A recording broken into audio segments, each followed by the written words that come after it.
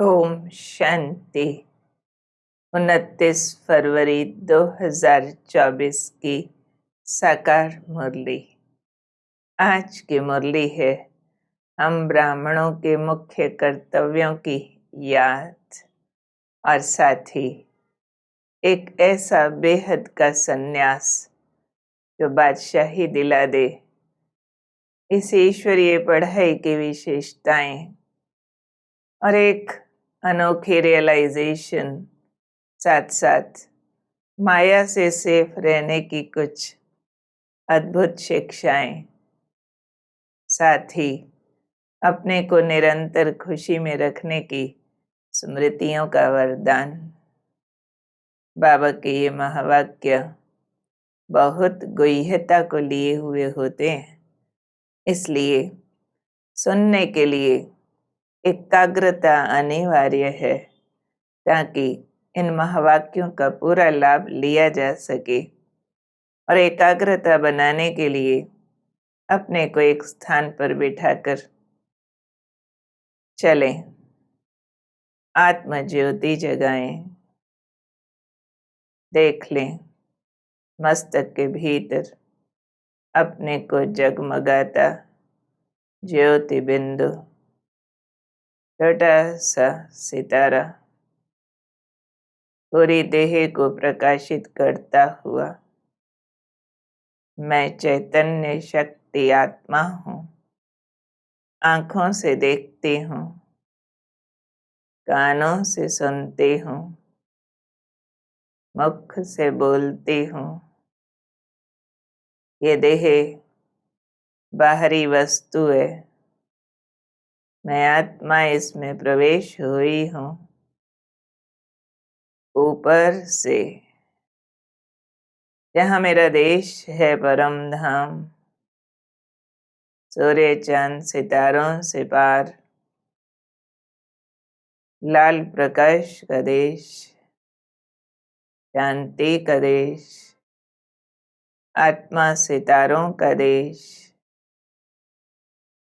जहाँ स्वयं महाज्योति परमात्मा शिव विराजमान हैं अपनी अनंत शक्तियों के साथ।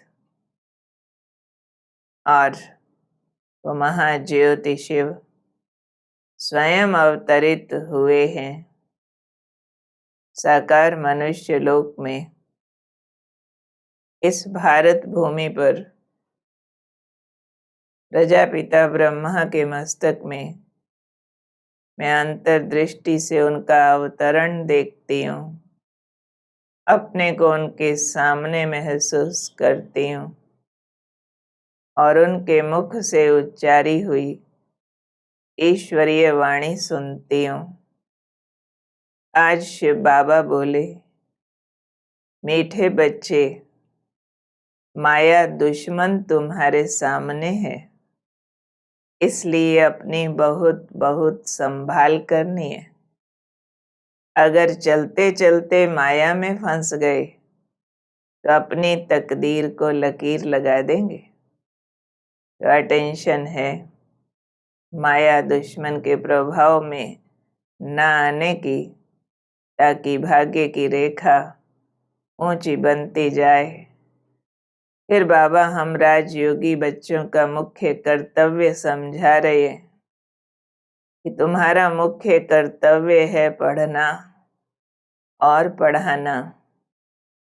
तुम हो ईश्वरीय मत पर, तुम्हें कोई जंगल में नहीं जाना है। घर गृहस्थ में रहते शांति में बैठ बाप को याद करना है। ये केवल 2 शब्दों की पढ़ाई है, अल्लफ और बे। अल्लफ कहते हैं अल्लाह को, यानी परमात्मा ज्ञान। वो कौन है, कैसा है, कब आता है, क्या समझाता है। और दूसरा शब्द है बे, बादशाही। वो क्या प्राप्त कराते हैं, आत्मा को बादशाह बना देते हैं। पहले अपनी इंद्रियों का, फिर विश्व के साम्राज्य का। याद रखना है अपना कर्तव्य। 2 अक्षरों की पढ़ाई बहुत एकाग्रता से पढ़नी भी है, पढ़ानी भी है।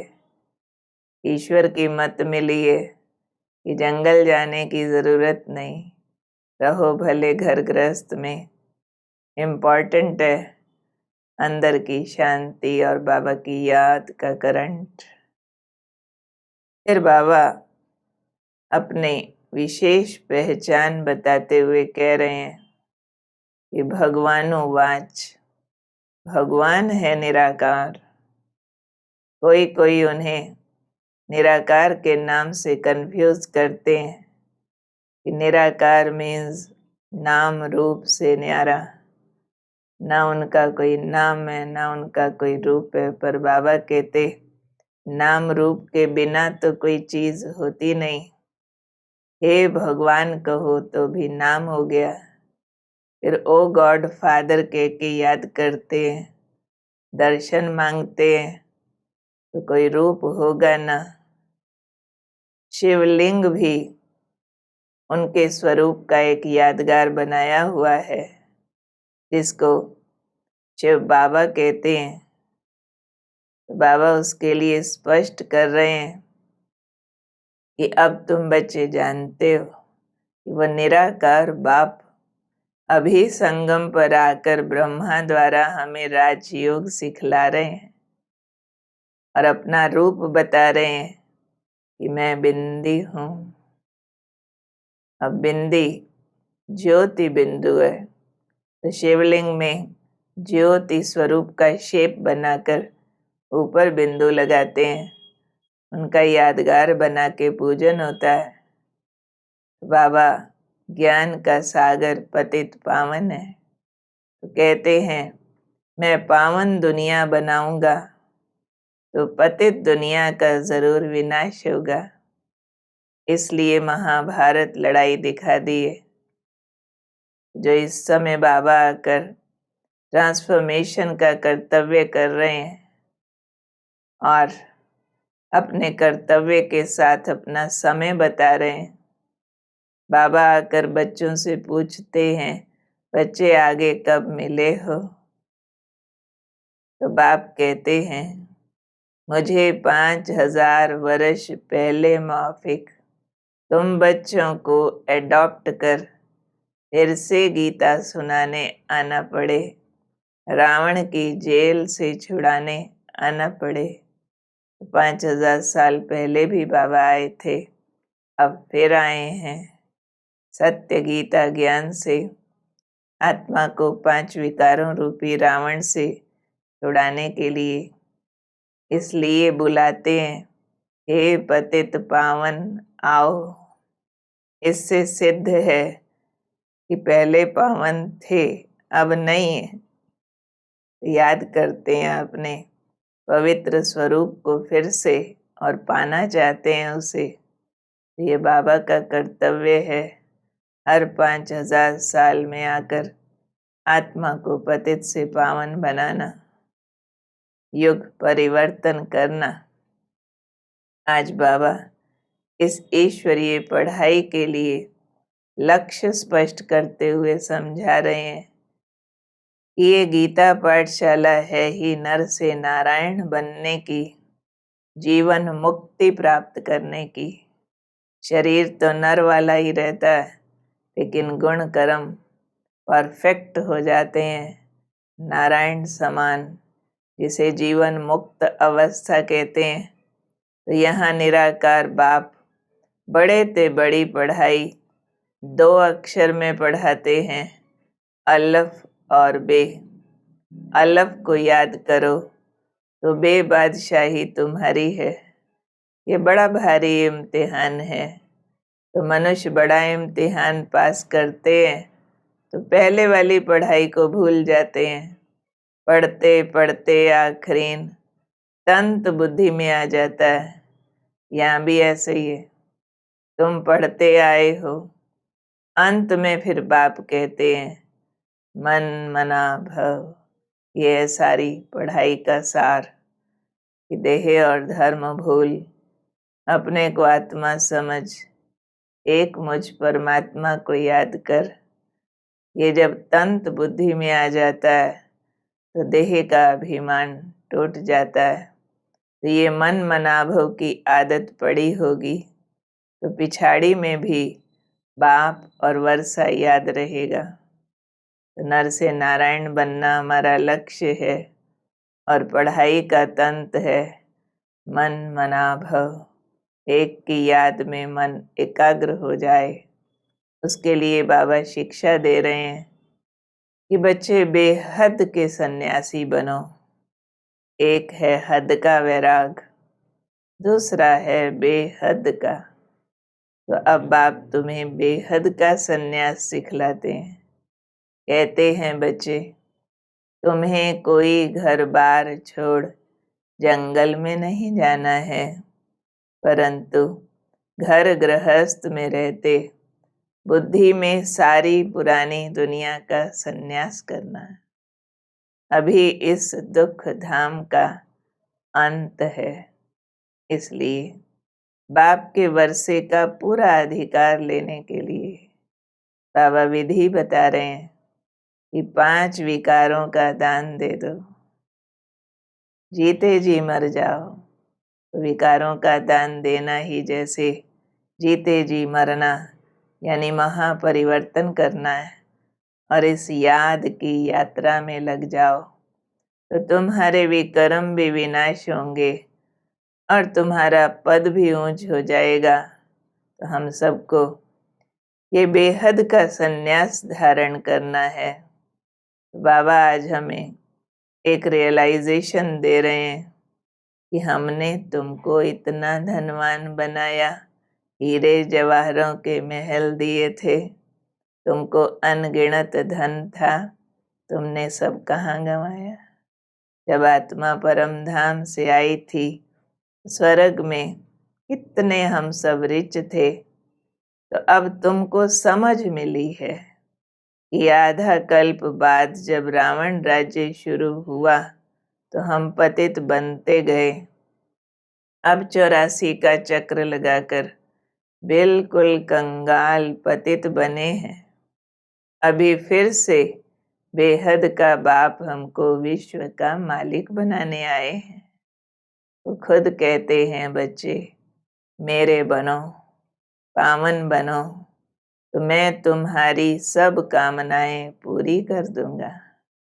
तुम कौड़ियों के पिछाड़ी क्यों मरते हो।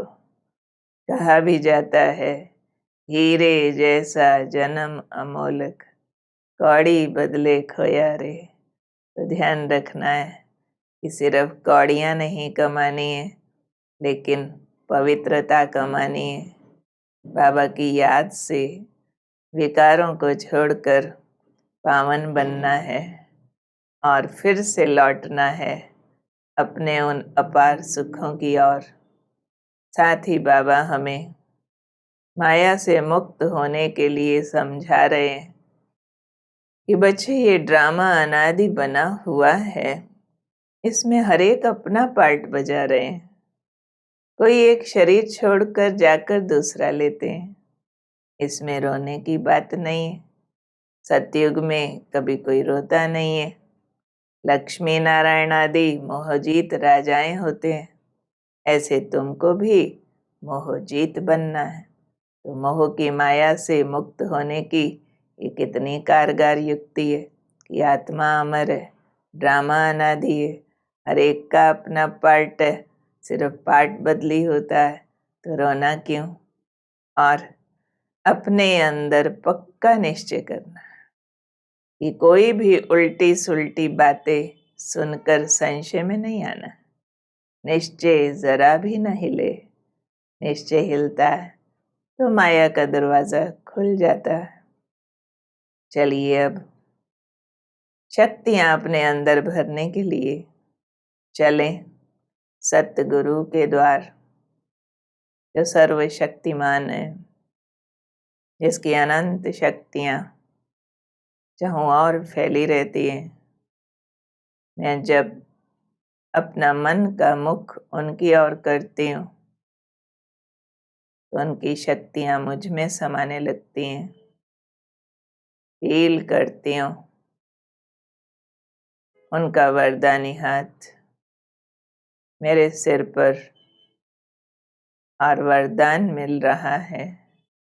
बच्चे समय प्रमाण अपने भाग्य का सिमरण कर खुशी और प्राप्तियों से भरपूर बनने वाले स्मृति स्वरूप भव। भक्त आप स्मृति स्वरूप आत्माओं के यादगार रूप में अभी तक आपके हर कर्म की विशेषता का सिमरण करते अलौकिक अनुभवों में खो जाते हैं। तो आपने प्रैक्टिकल जीवन में कितने अनुभव प्राप्त किए होंगे। सिर्फ अभी क्या अटेंशन रखना है। जैसा समय, जैसा कर्म, वैसे स्वरूप की स्मृति इमर्ज रूप में अनुभव करो तो विचित्र खुशी, विचित्र प्राप्तियों का भंडार बन जाएंगे। जैसा समय वैसी स्मृति जागृत करो। कौन हूँ, कहाँ से आए, क्या मिला है, कहाँ जाने वाले हैं। जब ये स्मृतियाँ जगाएंगे तो प्राप्तियों का भंडार खुल जाएगा और दिल से यही अनहद गीत निकलेगा, पाना था सो पा लिया। तो कौन हूँ मैं, प्राप्तियों से भरपूर आत्मा। सिर्फ स्मृतियाँ समय अनुसार जगा कर रखते रहना है। जैसा कर्म, जैसी परिस्थिति, वैसे अपने को स्वमान देते, उस स्मृति को जगाते, अंदर खुशी का भंडार फील करते रहना है। स्लोगन नंबर 1 में आना है तो सिर्फ ब्रह्मा बाप के कदम पर कदम रखते चलो। हर कर्म में अपने को याद दिला दें, मेरी जगह ब्रह्मा बाबा होते तो क्या करते, वही कदम मुझे उठाना है। तो नंबर 1 की तैयारी हो जाएगी। आज की मुरली से होमवर्क लेते हैं कि हमें मोहजीत बनना है।